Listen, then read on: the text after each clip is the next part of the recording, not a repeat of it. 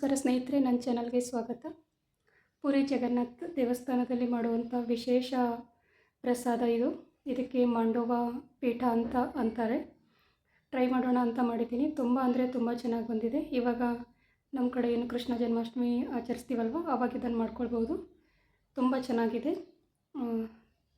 ಇದು ಹೇಗೆ ಮಾಡೋದು ಅಂತ ನೋಡ್ಕೊಂಡು ಬರೋಣ ಬನ್ನಿ.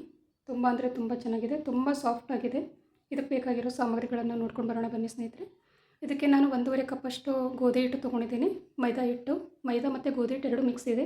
ರುಚಿಗೆ ತಕ್ಕಷ್ಟು ಬೆಲ್ಲ, 1 ಕಪ್ ನೀರು, ಒಂದು ಸ್ವಲ್ಪ ಸೋಪಿನ ಕಾಳು, ಆಮೇಲೆ 2-3 ಕಾಳುಮೆಣಸು ತೊಗೊಂಡಿದ್ದೀನಿ ಸ್ನೇಹಿತರೆ. 2-3 ಕಾಳುಮೆಣಸು. ನೀವು ಬೇಕಾದರೆ ಬ್ಯಾಲೆನ್ಸ್ ಕಂಟ್ರೋಲ್ ಆಗಲಿಕ್ಕೆ ಒಂದು ಚಿಟಿಕೆ ಉಪ್ಪು ಸಹ ಬಳಸ್ಬೋದು. ಆಮೇಲೆ ಒಂದು 4 ಸ್ಪೂನಷ್ಟು ಕೊಬ್ಬರಿ ತುರಿನ ತೊಗೊಂಡಿದ್ದೀನಿ. ಪಾತ್ರೆಗೆ 1 ಕಪ್ಪಷ್ಟು ನೀರು ಹಾಕ್ಬಿಟ್ಟು ಬೆಲ್ಲನ ಕರಗಿಸಿ, ಆಮೇಲೆ ಅದಕ್ಕೆ ಸೋಪಿನ ಕಾಳು ಹಾಕಿದ್ದೀನಿ. ಆಮೇಲೆ 4 ಕಾಳುಮೆಣಸು, ಆಮೇಲೆ 1 ಏಲಕ್ಕಿ ಕುಟ್ಟಿ ಪುಡಿ ಮಾಡಿ ಹಾಕಿದ್ದೀನಿ. ಕೊನೆಯಲ್ಲಿ ಕೊಬ್ಬರಿ ತುರಿನ ಸೇರಿಸಿದ್ದೀನಿ. ಇದಕ್ಕೆ 1-2 ನಿಮಿಷ ನೀರಿನಲ್ಲಿ ಬಿಡೋಣ. ಅಂತಂದರೆ ಕುದಿಯೋ ಬೆಲ್ಲದ ಪಾಕನಲ್ಲಿ ಇವು ಸ್ವಲ್ಪ ಕುದಿಬೇಕು. ಹಾಕಿಬಿಟ್ಟಿದ್ದೀನಿ ಅಲ್ಲೇ. ಆಮೇಲೆ ಇದಕ್ಕೆ ಹಿಟ್ಟನ್ನು ಬೆರೆಸ್ತಾ ಇದ್ದೀನಿ. ಪಾಕ ಬಿಸಿಯಾಗಿಯೇ ಇರಲಿ. ಗ್ಯಾಸ್ ಆಫ್ ಮಾಡಿರಬೇಕು, ತಣ್ಣಗೆ ಹಾಕ್ಸೋದು ಬೇಡ. ಅದೇ ಬಿಸಿ ಪಾಕದಲ್ಲೇ ಹಿಟ್ಟು ಕಲಿಸೋದು ಚೆನ್ನಾಗಿ. ನೋಡಿ, ನಾನು ಒಂದು ಕಪ್ನಲ್ಲಿ ಒಂದು ಸ್ವಲ್ಪ ಹಿಟ್ಟು ಉಳಿಸಿದ್ದೆ. ಇವಾಗ ಅದನ್ನು ಕೂಡ ಸೇರಿಸ್ತೀನಿ. ಇದಕ್ಕೆ ಚೆನ್ನಾಗಿ ಬೆರೆತ್ಕೊಳ್ಳುತ್ತೆ, ಭಯಪಡೋಂಥದ್ದು ಏನಿಲ್ಲ. ಆಮೇಲೆ ಇನ್ನೂ ಒಂದು ಸ್ವಲ್ಪ ಹಿಟ್ಟು ಹಿಡಿದ್ರೂ ಕೂಡ ಎಕ್ಸ್ಟ್ರಾ ಸೇರಿಸ್ಕೊಳ್ಬೋದು. ಇಲ್ಲಿ ಇಷ್ಟೇ ಸಾಕಾಗಿದೆ. 1.5 ಕಪ್ ನಾನು ಹಿಟ್ಟು ತೊಗೊಂಡಿದ್ದೆ. ಅಗತ್ಯಕ್ಕೆ ತಕ್ಕಷ್ಟು ಬೆಲ್ಲ ತೊಗೊಂಡಿದ್ದೀನಿ. ನೀವು ಸ್ವೀಟ್ನ ಹೆಚ್ಚು ಕಡಿಮೆ ಮಾಡ್ಕೊಳ್ಬೋದು. ಒಂದು ತಟ್ಟೆಗೆ 1-2 ಹನಿ ತುಪ್ಪ ಹಾಕಿಬಿಟ್ಟು ಬೇಯಿಸಿವಲ್ವ, ಪಾಕದಲ್ಲಿ ಬೇಯಿಸಿರೋ ಹಿಟ್ಟನ್ನು ತಟ್ಟೆಗೆ ಹಾಕಿ ಚೆನ್ನಾಗಿ ನಾದ್ಕೊಳ್ಬೇಕು. ಸ್ವಲ್ಪ ಬಿಸಿ ಇರುವಾಗಲೇ ನಾದ್ಕೊಂಡಿದ್ರೆ ಚೆನ್ನಾಗಿ ಹೊಂದ್ಕೊಳ್ಳುತ್ತೆ. ಹಿಟ್ಟನ್ನ ನಾದ್ಕೊಳ್ಬೋದು. ಸ್ನೇಹಿತರೆ, ನನ್ನ ಚಾನಲ್ ಇನ್ನೂ ಯಾರು ಸಬ್ಸ್ಕ್ರೈಬ್ ಮಾಡ್ತೀನಿ ಹಾಗೆ ನೋಡ್ತಾ ಇದ್ದೀರಾ, ಸಬ್ಸ್ಕ್ರೈಬ್ ಮಾಡಿ, ಸಪೋರ್ಟ್ ಮಾಡಿ. ಫ್ಯಾಮಿಲಿ ಮೆಂಬರ್ಸಿಗೆಲ್ಲ ಶೇರ್ ಮಾಡಿ, ಕಮೆಂಟ್ ಮಾಡಿ ಹೇಗಿದೆ ಅಂತ ತಿಳಿಸಿ. ಒಂದು ಗೋಲಿ ಗಾತ್ರದಷ್ಟು ಹಿಟ್ಟು ತೊಗೊಂಡು ಇದನ್ನು ಅಂಗೈನಲ್ಲಿ ತಟ್ಟಿದರೆ ಆಯಿತು ಸ್ನೇಹಿತರೆ.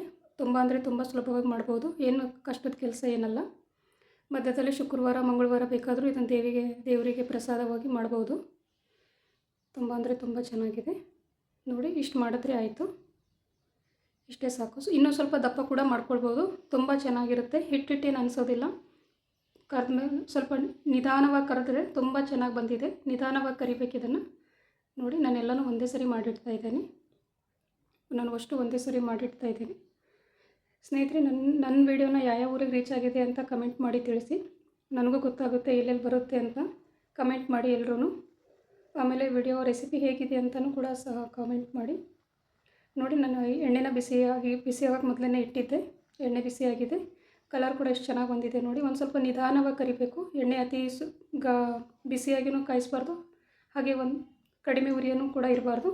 ಮಧ್ಯಮ ಬಿಸಿನಲ್ಲಿದ್ದು ಕರೆದ್ರೆ ತುಂಬ ಚೆನ್ನಾಗಿ ಬರುತ್ತೆ. ನೋಡಿ, ಎಷ್ಟು ಒಳ್ಳೆ ಬಣ್ಣ ಬಂದಿದೆ. ತುಂಬ ಅಂದರೆ ತುಂಬ ಚೆನ್ನಾಗಿ ಬಂದಿದೆ. ಇಷ್ಟು ನಿಧಾನವಾಗಿ ಕರ್ಕೊಂಡಿದ್ರೆ ಸಾಕು ಸ್ನೇಹಿತರೆ. ನೋಡಿ, ಎಷ್ಟು ಒಳ್ಳೆ ಕಲರ್ ಬಂದಿದೆ. ಇದು ತಿನ್ನೋಕ್ಕೂ ಸಹ ಅಷ್ಟೇ ತುಂಬ ಚೆನ್ನಾಗಿದೆ. ನೋಡಿ, ಇನ್ನೊಂದು ಸರಿ ಕರೆದು ತಗೋಣ. ಇನ್ನೊಂದು ಸರಿ ತೋರಿಸ್ತಾ ಇದ್ದೇನೆ. ನಾನು ಪಾತ್ರೆ ಸ್ವಲ್ಪ ಎಣ್ಣೆ, ಕಡಾಯಿ ಅಂತಂದರೆ ಕರಿಯೋ ಎಣ್ಣೆ ಪಾತ್ರೆನ ಸ್ವಲ್ಪ ಸಣ್ಣದಿಟ್ಟಿದ್ದೀನಿ. ಎಣ್ಣೆ ಸ್ವಲ್ಪ ಆ ಕಡೆ ಈ ಕಡೆ ಆಗಿದೆ. ಸ್ವಲ್ಪ ಹುಷಾರಾಗಿ ನೋಡಿ.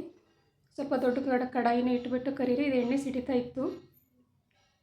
ನಾನು ಇದೇ ಸಾಕಾಗುತ್ತೆ ಅಂತ ಅಂದ್ಕೊಂಡೆ.